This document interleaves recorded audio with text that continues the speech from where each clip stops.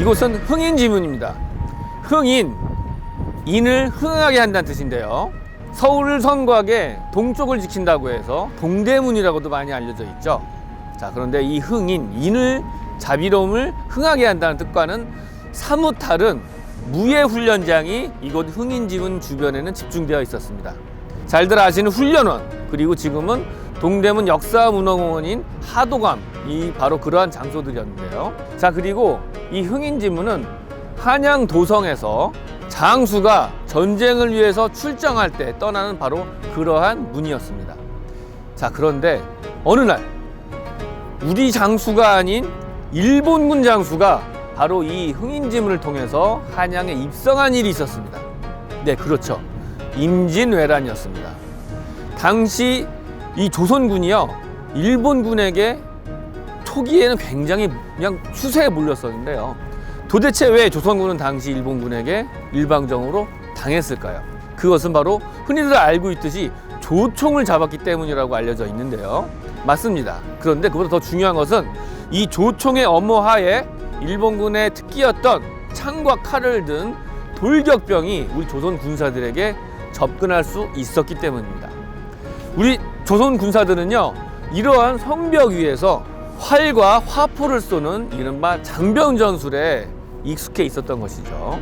그래서 당시 조선중군은 이 일본군의 돌격병을 저지할 수 있는 무예들을 시급하게 도입을 합니다.